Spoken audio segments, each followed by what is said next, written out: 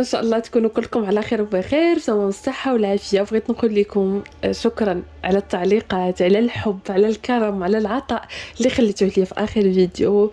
شكرا على التشجيعات ديالكم. انا عارفاكم كتبغيو تشجعوني وتفرحوني وتعليو لي المعنويات ديالي، فكنقول لكم شكرا على الحب ديالكم اللي بدون مقابل. اليوم غادي نشارك معكم ركن جديد في البيت، وهكذا غادي نفيد بزاف ديال السيدات اللي ما كيلقاوش فين يديروا الكوافيس. فانا استغليت مكان والصراحه ساعدني بزاف، الشكل ديالو عجبني بافكار جديده، خصوصا ان هاد النوع من جوج ديال الحوامل اللي كيهزوه انا ما كيعجبونيش، فاختاريت انني ندير ليه هاد الرجيلات هادو.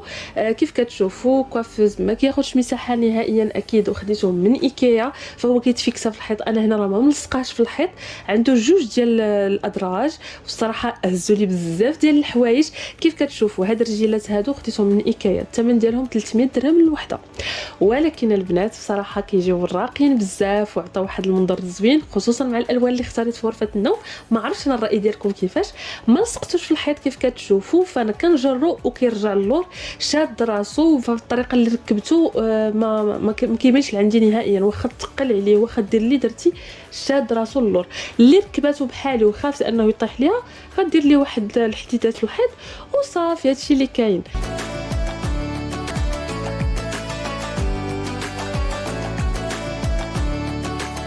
المهم المرآة اكيد خديتها من ايكيا، ما عقلش على الثمن ديالها بالضبط لان هذا راه قلت لكم شحال هذه ركبته، غير ما ساليتش باش انني نصوروا لكم. خديت انا الصغيره. اول حاجه حطيت هكذا الديكورات، خديت هذا الفانوس هذا اللي شفتوه معايا في اخر فيديو بالنسبه للعرضه، ولكن الاساس ديالو انني خديته لهاد الكوافيس. كذلك حطيت هاد التليجه الصغيره اللي خاصه بالمكياج، البنات اللي في الانستغرام راهم عارفينها ووريتها ليهم شحال هذه، وتبارك الله بزاف فيهم اللي خداها. فاللي بغاتها راه غادي تلقاها عند سلمى شوبينغ، راكم كتعرفوها. يعني هاد الاشياء ما نقدرش ناخذهم اي بلاصه، وخصكم تعرفوا بان هادو ماشي ديال الشينوا، ما كتسمعيش الصداع ديالها نهائيا. هنا حطيت بعض العطور اللي كنستعملهم في هذه الفتره هذه، وكذلك حطيت هذا المنظم ديال بعض الاكسسوارات. على فكره عندي منظم زوين بزاف وغادي يفيد بزاف ديال السيدات، ولكن ما غاديش الوقيته ديالو، ان شاء الله غادي نشاركو معكم. صافي هادو هما الاشياء اللي حطيت انا فوق الكوافيس، ما قل ودا الاشياء اللي كنحتاجوها في اليوميات ديالنا، خصوصا بالنسبه مثلا داك الثلاجه، المواد ديال التجميل الخاصه بروتين الليل والنهار. كذلك بالنسبه لداك الحامل ديال الاكسسوارات، ففقط الاكسسوارات اللي كنستعمل في اليوميات ديالي. وهذه المرآة اللي دائما كتشوفوها عندي، كنت خديتها شحال هذه من كيتايا، واقيلا بشي 600 درهم. هذه واقيلا شي 4 سنين ولا 3 سنين، ما عقلتش بالضبط صراحه.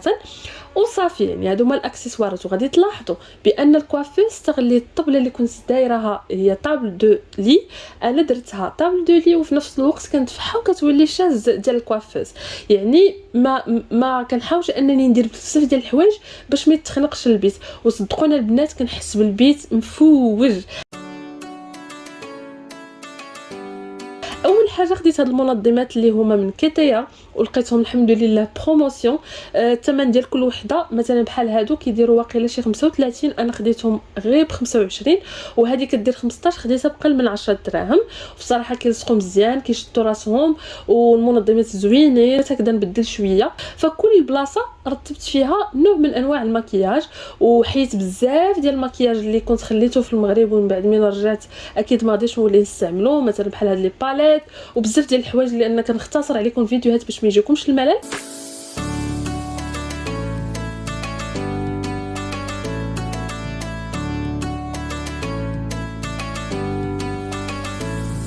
صافي هذا هو التنظيم، والصراحه هز ليا تقريبا كل شيء. والكوافيز الاخر اللي كتشوفوا قبالتكم هو على شكل يعني كومود، هذاك غادي ندير فيه اشياء اخرى، واللي اصلا راني درتهم فيهم غير مازال خصو شويه ديال التنظيم، لان فيه الكثير من الكراكيب اللي خصني ضروري انني نتخلص منهم. المهم هذه هي النظره الشامله والنهائيه ديال الكوافيز، كنتمنى انها تكون فاتكم، خصوصا الناس اللي عندهم ضيق في البيت. وعلى فكره الباب كتحل عادي، ما كاين حتى شي مشكل. ندوز للسحور اللي تقريبا كنجهزو قبل الفطور بشي شويه من بعد ما كنكون ساليت الفطور ديالي. هنا غادي نديرو هاد تحليه ساهله مهله، ما كتطلبش كثير من المكونات. اول حاجه كنحتاجو لتر ديال الحليب. هنا غادي تشوفوني دايره في القرعه لان استعملت انا غير نيدو كنديرو، او الحليب الجاف كنديرو انا الاستعمالات اللي كنكون ما كنلقاش الحليب عندي في الدار فهكا كينفعني وما كنلقاش راسي رونت راسي على والو. كنحتاج لتر ديال الحليب، 5 ديال المعالق عامرين ديال الدقيق او الطحين، 5 ديال المعالق ديال الزبده، وكذلك عندي هنا السكر اللي هو 4 ديال المعالق لان اكيد غادي نضيفوا ليه في الاخير الزينه وغادي تخليها كذا حلو. اول حاجه غادي ناخذ واحد يعني اي اداه اللي غادي تحطي فيها انت هذا الخليط ديالك. كنديروا الطريقه ديال البيشاميل، كندوبوا الزبده وغادي نضيفوا الدقيق نحركوا شويه، وغادي تشوفوا الطريقه ديالي باش كنحافظ على الاواني لان هذه المساله هذه عندي بالنسبه لي مهمه. حيت جالي واحد التعليق علاش منى ما كتستعمليش الادوات الخشبيه. الادوات الخشبيه كنستعملوهم فقط مع الانوكس او الستانلي ستيل، هكذا ما كيضرهم ما كيخرج عليهم. اما هذا النوع من الاواني فضروري نستعمل الاواني اللي كتكون من السيليكون.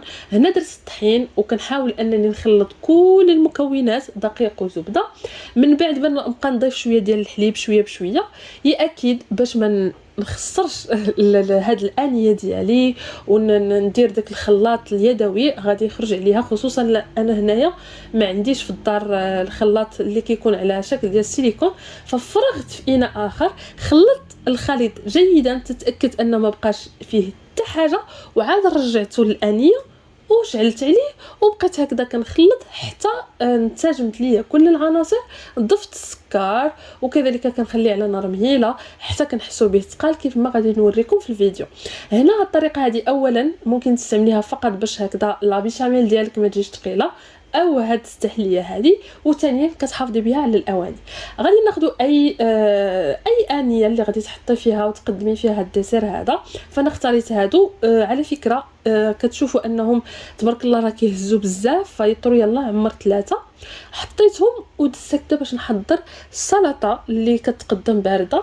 هاد السلطه عباره على هاد الفواكه ديال البحر، وصراحه انا هادو خديتهم من البيم ما عجبونيش، مولفه كناخذهم من المرجان كنلقاهم زوينين.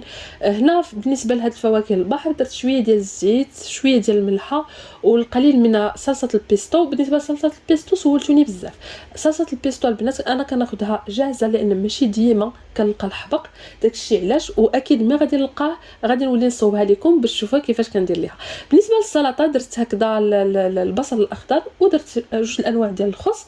من بعد ما بردت لينا داك الخليط ديال الفواكه البحر ضفتو على السلطه، واكيد قدمتها في السحور. احنا تقريبا السحور قبل الفجر بواحد الساعه هكذاك، وخلطتها مزيان وخليتها حتى نقدمها مع السحور. هنا بالنسبه للتحليات فانا فقط زينتهم بالكراميل، اكيد جهزته معكم مرارا وتكرارا. هنا درته جاهز باش ما نضيعش عليا الوقت بزاف، كنخليه هكذا الاوقات اللي كنكون انا عيانه ولا ما عنديش الوقت. ودرت بعض الزينه اللي ممكن انكم تزينوا بالفواكه او تخليوه هكذاك، او ديروا بعض الانواع ديال البسكويت. يعني نتوما لكم كامل الحريه في اختيار الطريقه ديال التزيين.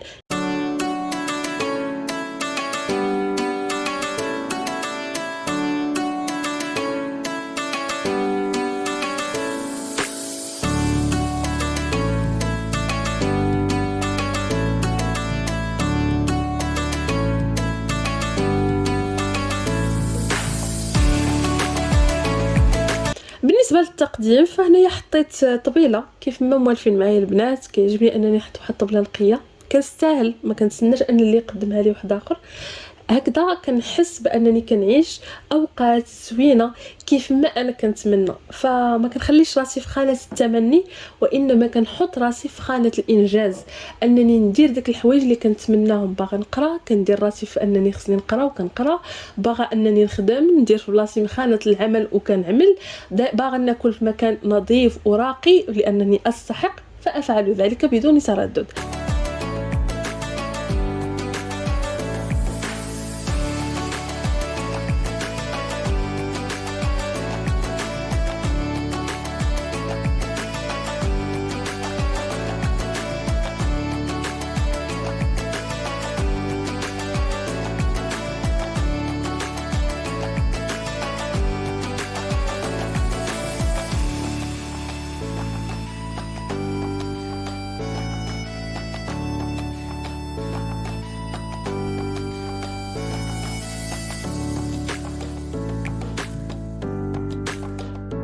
هنا غادي نشارك معكم لان جاتني كثير من الاسئله من بعد ما شاركت معكم الطاوله ديال استقبال الضيوف، وبزاف فيكم اللي سولوني على هذا التروفي هذا.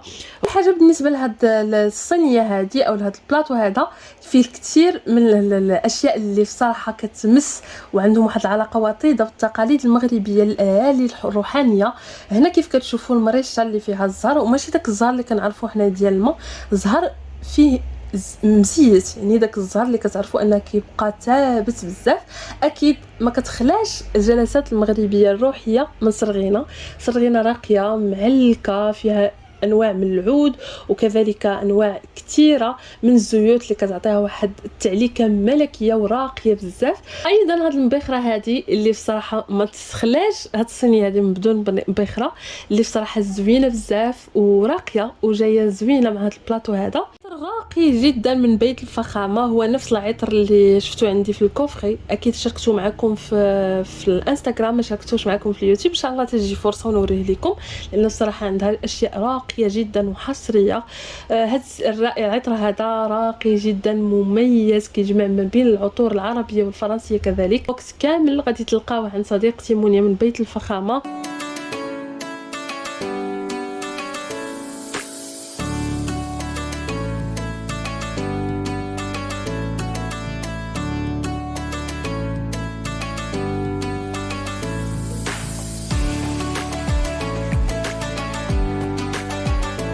بالنسبه للبخور فانا اختاريت انني نوريكم هذا البخور. هذا بخور راقي جدا، هو من نوع من انواع البخور الزيتيه.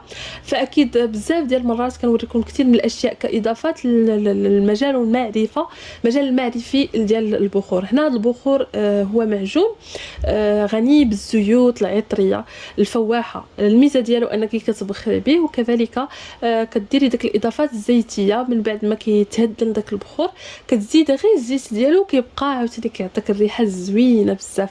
هذا البخور راقي جدا، ماشي داك النوع ديال العود اللي قاصح ويضرك في الخاطر، بالعكس زوين بزاف.